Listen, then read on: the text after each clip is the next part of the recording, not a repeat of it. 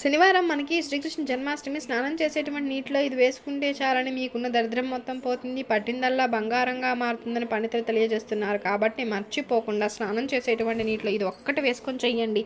ఆ విధంగా చేయడం వలన అదృష్టము, అదేవిధంగా ఐశ్వర్యం కూడా కలుగుతుందండి. మీకు ఇబ్బందులు, అలానే మీరు చేసినటువంటి పాపాలు కావచ్చు, మీరు చేసేటువంటి తప్పులు కావచ్చు, అవన్నీ కూడా నీటి ద్వారా కొట్టుకుపోవడానికి అవకాశం ఉంటుందండి. అసలు మనం స్నానం చేసేటువంటి నీటిలో ఏం వేసుకుని చేయాలి, ఏం వేసుకుని చేస్తే సుడి తిరిగిపోతుంది, మన పాపాలన్నీ కూడా ఆ నీటి ద్వారా తిరిగిపోతాయి అనేటువంటి విషయాన్ని వీడియోలో వివరంగా తెలుసుకుందామండి. వీడియోని స్కిప్ చేయకుండా చివరి వరకు చూడండి. మనం వీడియోలోనికి వస్తే, మనం స్నానం చేయడం వలన మన శరీరం శుద్ధి అయిపోతుంది. స్నానం చేయడం వల్ల అద్భుత ఫలితాలు వస్తాయి. కృష్ణాష్టమి అనేది అందరూ కూడా బాగా చేసుకుంటారండి. అంటే ఒక్కొక్క ప్రాంతాన్ని బట్టి ఒక్కొక్కలా చేసుకుంటారు. అంటే అనే కాకుండా మన పల్లెల్లో ఉట్టి కొట్టడము, అదేవిధంగా చక్కగా పండుగ వాతావరణం అనేది నెలకొంటూ ఉంటుంది. అలానే కాకుండా కృష్ణాష్టమి తిథి రోజున మీరు ఈ విధంగా స్నానం చేయాలి. దానికి తోడు ఇంకొకటి ఏంటంటే, కృష్ణుడు రాత్రి సమయంలో పుట్టారు కాబట్టి చాలామంది కూడా రాత్రి సమయంలోనే పూజలు నిర్వహిస్తూ ఉంటారు. అలానే లడ్డు గోపాలుడు అంటూ ఉంటారు, చిన్న కృష్ణుడు అని అంటూ ఉంటారు. పిల్లలకు వేషాలు వేయడం, అదేవిధంగా పిల్లల్ని కృష్ణునిగా భావించి రెడీ చేయడం, ఇవన్నీ సర్వసాధారణంగా అందరూ చేస్తారండి. అలానే వచ్చి ఇంట్లో కూడా చక్కగా పూజించుకోవడం, ఆరాధించుకోవడం ఇలా చేస్తారు. శ్రీకృష్ణ జన్మాష్టమి రోజున మర్చిపోకుండా సూర్యోదయానికి ముందే లేవాలి, శుచిగా ఇంటిని వాకిలిని శుభ్రం చేసుకోవాలి. అలానే కాకుండా మనం స్నానం ఆచరించాలి.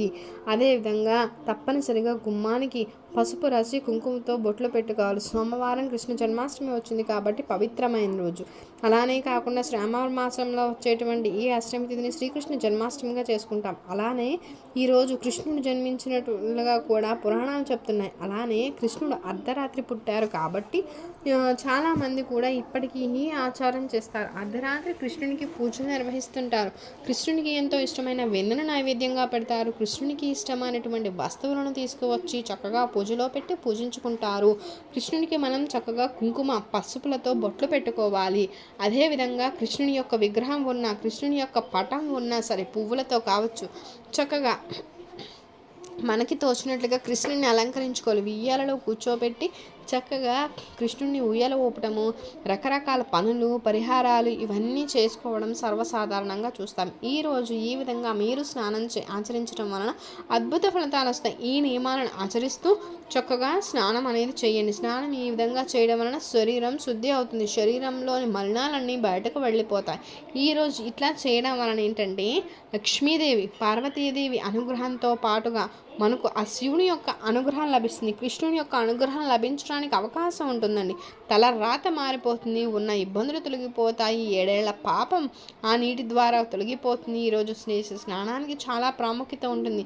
ఈరోజు చేసే స్నానం వల్ల శరీరం శుద్ధి అవుతుంది. ఈరోజు చేసే స్నానం వల్ల పాపాలను హరించే శక్తి ఉంటుందని చెప్తారు. కాబట్టి స్నానాన్ని ఇట్లా ఆచరించి మంచి శుభ ఫలితాలను పొందండి. మన జీవితం అనేది మారిపోతుందండి. ఎన్నో రకాల దరిద్రాలు, ఇబ్బందులు, కష్టాలు ఇలా ఎన్నో ఉంటాయి.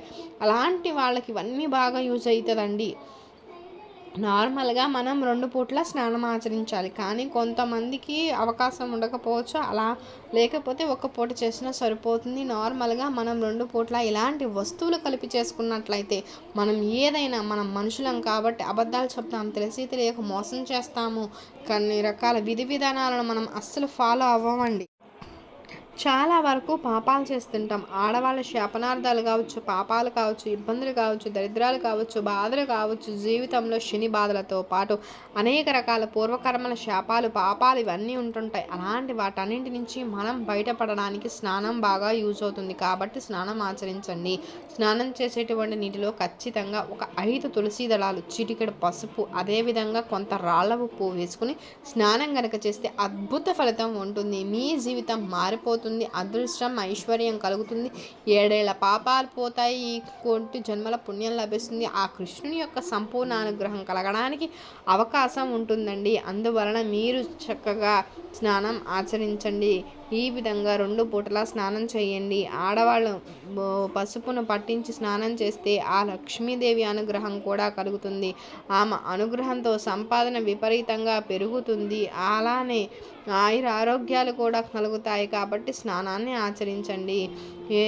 స్నానం చేసిన తర్వాత ఖచ్చితంగా పసుపు రంగు దుస్తులను ధరించండి. ఈరోజు పసుపు గోల్డ్ కలర్లో ఉన్న దుస్తులను ధరిస్తే ఎలా ఎనలేని సంపద కలుగుతుంది. అలానే సంవత్సరం పొడవునా మీకు ఐశ్వర్యం కలుగుతూనే ఉంటుంది. ఈ దుస్తులకు చాలా ప్రాముఖ్యత ఉంటుంది కాబట్టి ఈరోజు మర్చిపోకుండా ఈ దుస్తులను ధరించాలని చెప్పి పండితులు తెలియజేస్తున్నారు. అందువలన ఈ రంగులో ఉండేటువంటి దుస్తులను ధరించండి. ఇలా ధరిస్తే చాలా అద్భుత ఫలితం కలుగుతుంది. ఆ తర్వాత ఏంటంటే ఖచ్చితంగా మనం కృష్ణుని యొక్క ఆలయాలకు వెళ్ళాలి. ఆలయాలన్నీ కూడా భక్తులతో కిటకిటలాడుతుంటాయండి.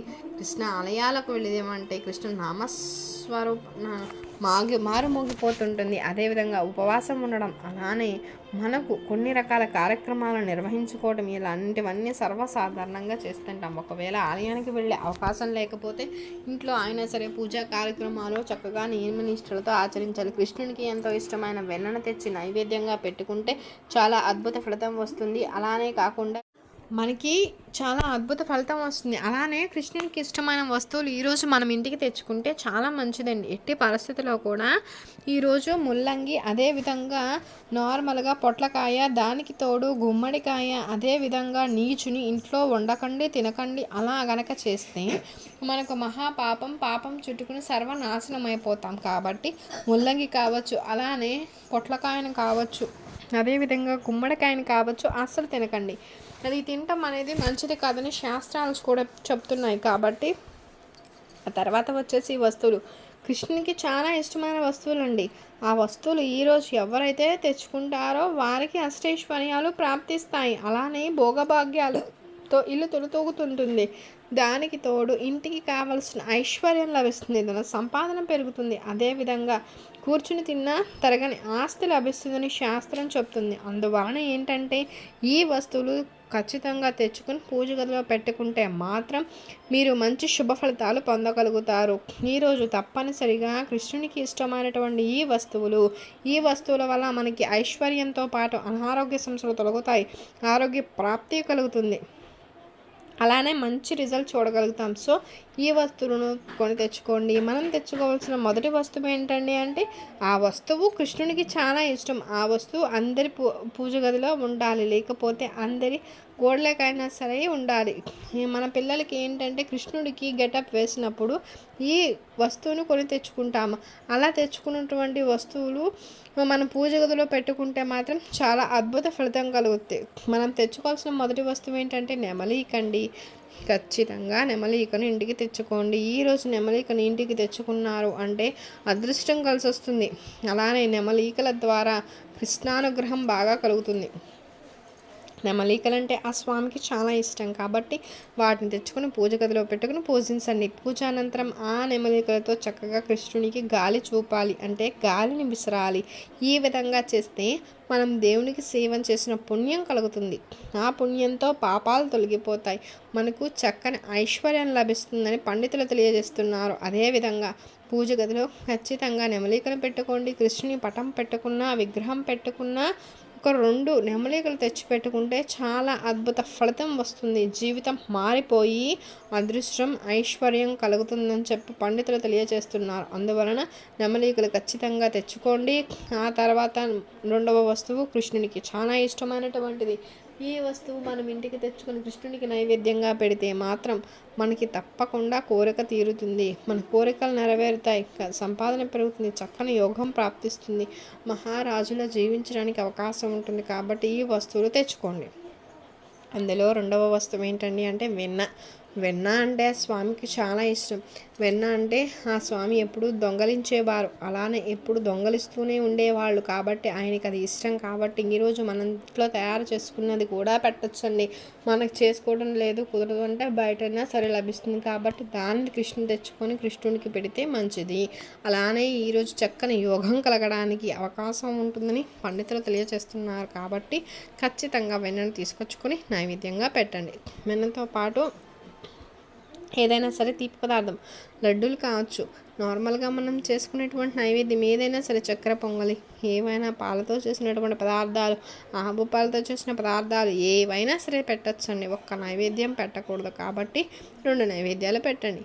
ఒకటి తీపి పదార్థము, ఇంకొకటి ఏంటండి అంటే వెన్న. ఈ రెండింటిని కలిపి చక్కగా ఆ కృష్ణునికి నైవేద్యంగా నివేదించాలి. ఈ విధంగా కనుక చేసినట్లయితే చాలా అద్భుత ఫలితం వస్తుంది. జీవితం మారిపోయి ఐశ్వర్యం కలుగుతుందని పండితులు తెలియజేస్తున్నారు. ఇలా ఈ 2 వస్తువులను మనం ఇంటికి తెచ్చుకోవాలి. తర్వాత 3వ వస్తువు ఏంటండి అంటే కృష్ణునికి ఎంతో ఇష్టమైనటువంటి వస్తువు అండి ఫ్లూటు. ఇది అందరికీ తెలిసిందే. మనం ఫ్లూట్ని నార్మల్గా కొంతమంది తెచ్చుకొని దేవునికి దగ్గర పెట్టుకొని పూజ చేసుకుంటాం. ఇది చాలామంది కూడా చేస్తారండి. అలానే కృష్ణుని యొక్క అనుగ్రహం లభిస్తుంది.